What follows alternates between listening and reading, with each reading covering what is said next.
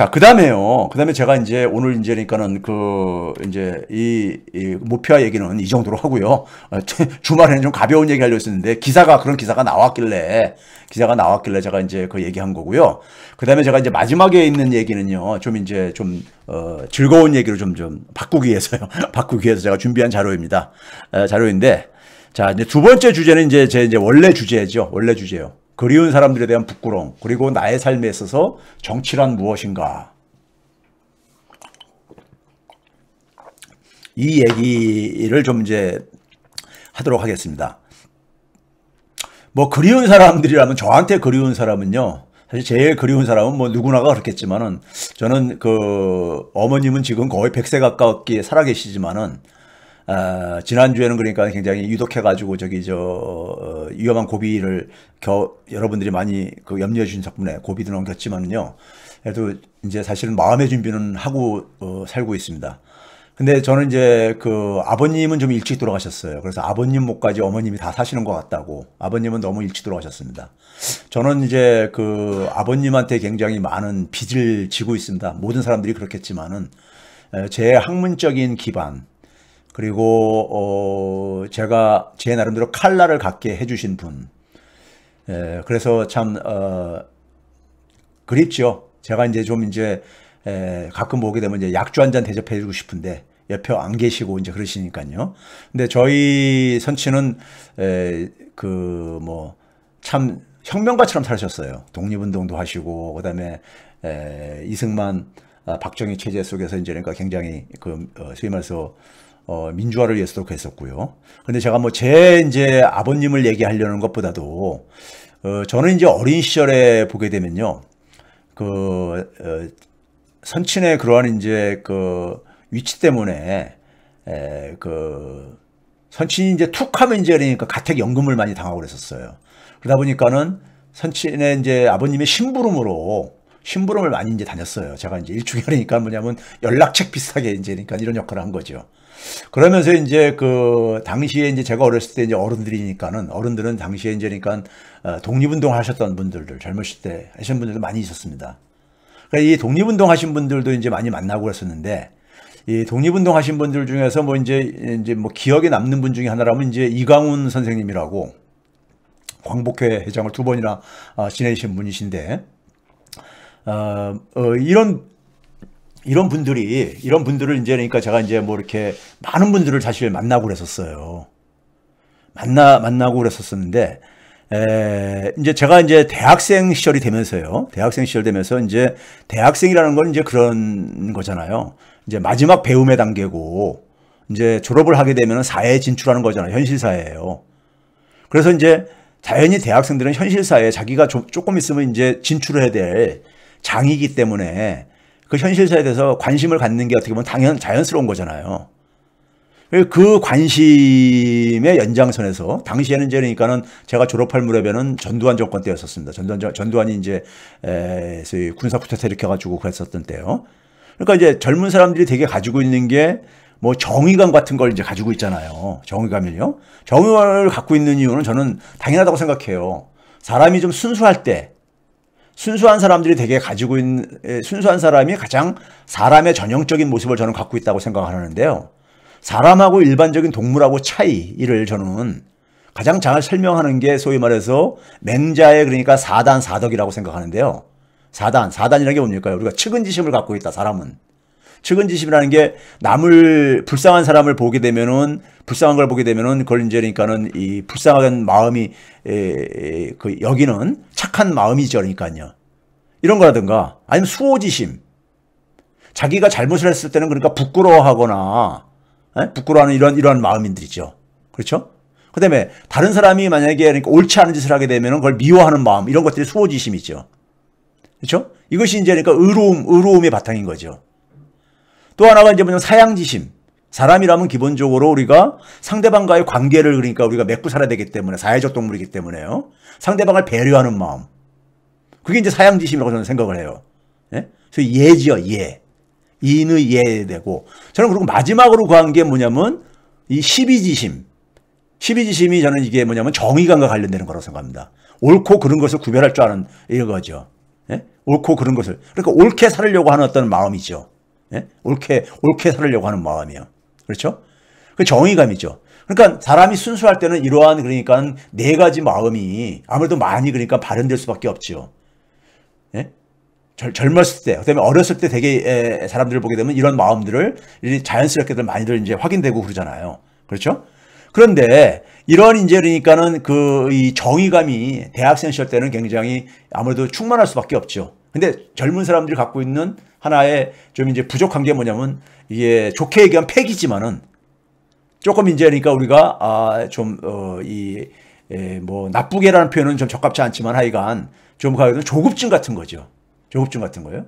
그래서 저도 이제 대학 다닐 때 데모도 많이 해보고 그랬는데 그 당시에는 그러니까 젊은 사람들은 뭡니까? 당장 그러니까는 뭐 우리가 원하는 사회를 금세 만들 수 있을 것 같고 전두환 정권도 바로 쓰러뜨릴 수 있을 것 같고 이렇게 하잖아요.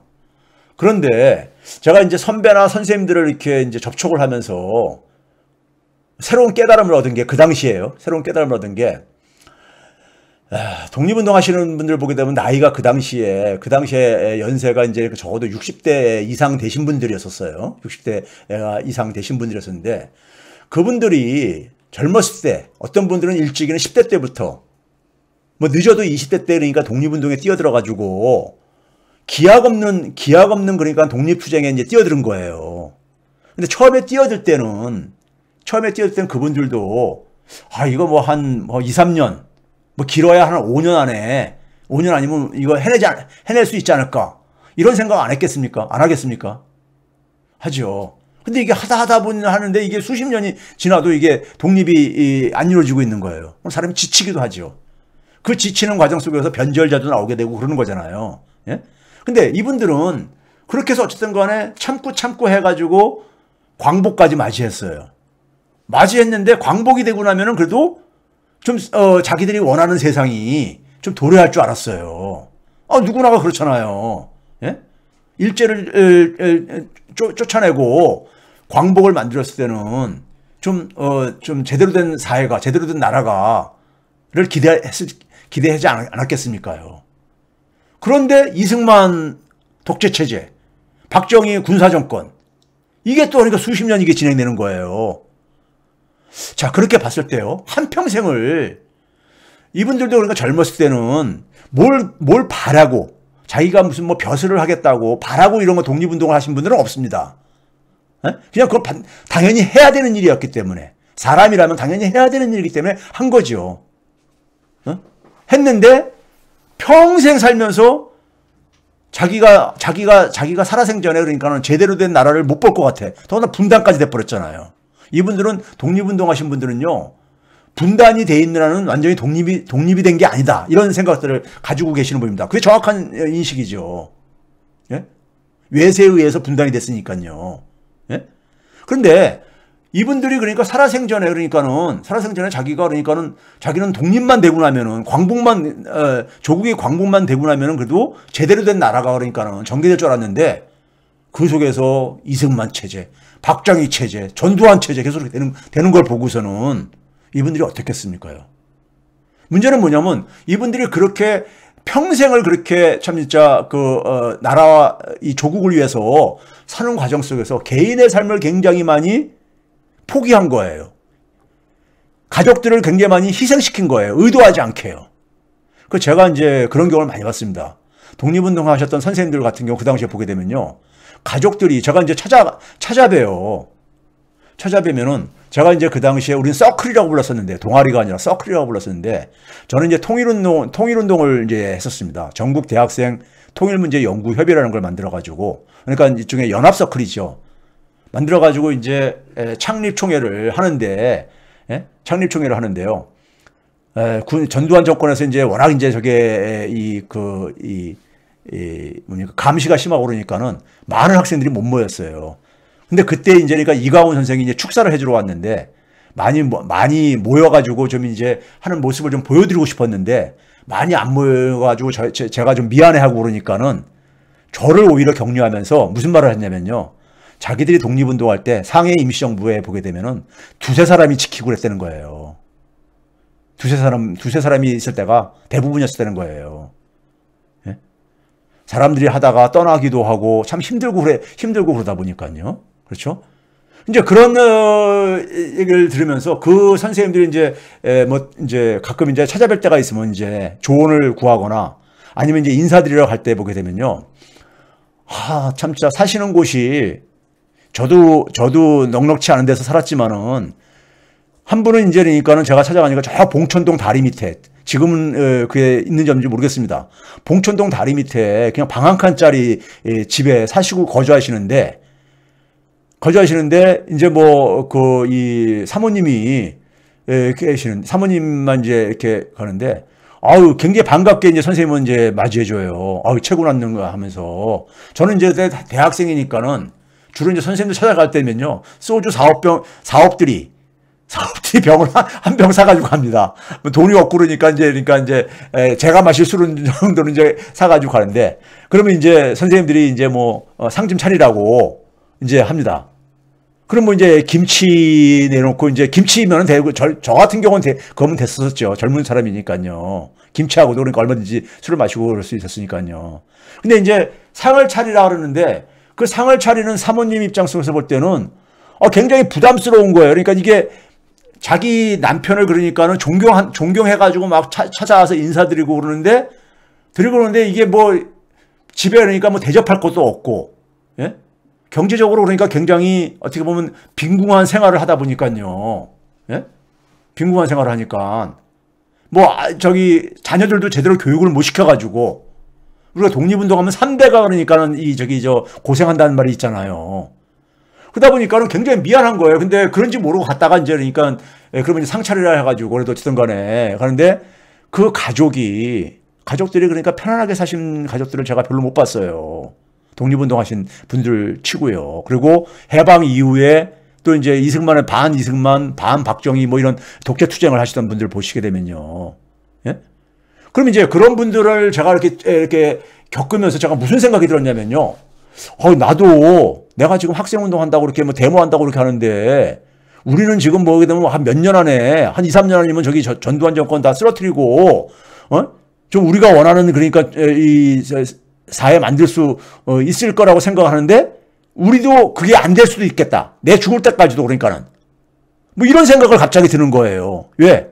그 선생님들도 그러니까 한평생을 그랬는데 한평생을 그래가지고 또 독립운동 하시고 또 나라가 독립이 돼가지고 좀 괜찮은 세상이 오는 거 했는데 또 이승만 독재 분단되고 이승만 독재 박정희 전두환 뭐 이런 세상이 계속되니까요.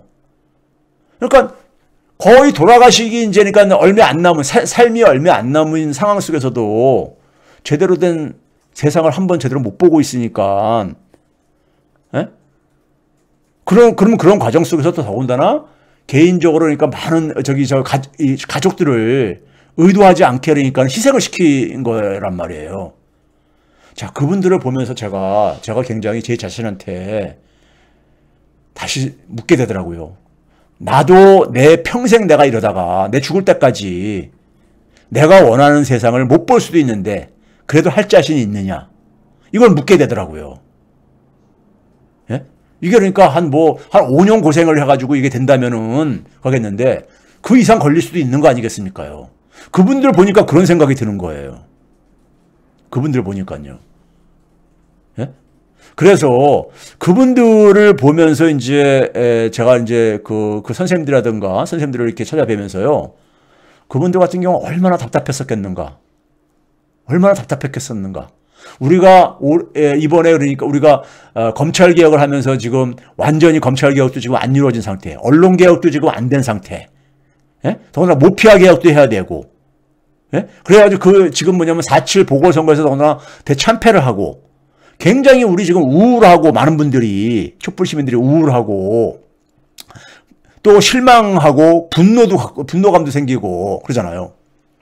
그러니까 도대체가 언제까지 그러니까 이 싸움을 해야 되는가 이런 게 그거잖아요. 그렇죠? 그런데 제가 이제 오늘 간 게 뭐냐면 이제는 다 떠나셨지만은 다 돌아가셨지만은 제가 그렇게 존경하고 제가 그러니까 찾아뵀었던 젊은 시절에 찾아뵀었던 그분들은 어땠을까? 그분들은 그러니까 수십 년 한평생을 살면서도 돌아가실 때 군사 독재 정권 하에서 많이들 돌아가셨거든요. 예? 연배가 그렇게 되시기 때문에. 예? 원하는 세상 못 보고요. 그러니까요. 통일된 세상, 통일된 조국도 못 보고, 독립운동을 시작을 해가지고 통일된 세상도 못 보고, 가족들도 굉장히 희생시키고 자기 자신 때문에. 그렇죠? 그런 걸 이제 생각하면서 우리가 요 정도 가지고 지치면 안 되겠다. 지치면 안 되죠. 요 정도 가지고요. 그렇죠? 여러분들, 제가 중남미 있잖아요. 중남미에 대해서 제가 뭐 자세히는 모르지만요. 중남미의 이 음악이나 이런 거 보시게 되면, 라틴 음악 같은 경우라든가 보시게 되면요. 굉장히 어떤 게 느껴집니까요? 뭐 한도 거기 많이 있긴 하지만은 중남미 거기 원주민들 입장에서 좀 생각을 한번 해보세요. 소위 말해서 콜럼버스가 아메리카 대륙을 발견한다 했을 때, 발견은 사실 서양 사람 입장에서 발견이지 원래 거기 원주민들은 살고 있었잖아요. 그 원주민들은 근데 콜럼버스가 신대륙을 발견했다고 하는 게 1492년이죠. 1492년에 발견해가지고 중남미 국가들이 되게 독립이 된 게 언제입니까? 19세기 말이나 20세기 이렇게 돼서 막 되잖아요. 거의 그러니까 뭐 한 400년 이상을 식민지로 살은 300~400년을. 그런 나라에 비하면은, 그런 세상에서 그러니까는 그런 세상에서 살아가는 사람들, 뭐 지치기도 하고 변절도 많이 나올 거고 그렇게 아니겠습니까요? 근데 우리 선배들, 우리 앞세대들 같은 경우는 태어나서 그러니까는 독립운동에다가 젊은 시절에 그러니까 젊은 시절을 다 거기다 바치고, 그리고 분단된 세상에서 또 계속해서 또 어쨌든 간에 조국 통일을 위해 가지고 또 몸을 던지시고 한평생을 그러다가 제대로 된 세상을 못 보고 돌아가신 분들 많다고요. 그렇죠? 그런 점에서 우리가 지금 겪고 있는 것은 그래도 우리는 많이 그래도 이제는 우리 손으로 우리가 원하는 대통령을 뽑을 수도 있고요. 예? 우리가 원하는 정당을 제1당으로 만들 수도 있는, 예? 이런 시절에 우리는 지금 그래도 살고 있다고 저는 생각을 합니다. 그런 점에서 제가 이렇게 저도 어떻게 보면 참 이제 소위 말해서 이제 그러니까 이제 우울해지기도 하고 그래요. 그렇죠? 우울한 거 저도 우울하니까요. 고마워요. 그래가지고 되게 보면요, 요즘 같은 상황에 굉장히 우울증을 느끼시는 분들이 과거 선배들이 그랬었어요. 화병에 잘 걸려요. 화병이에요. 화병. 여러분들 제가 굉장히 걱정을 하는 게, 너무 그러니까 스트레스 받지 마세요.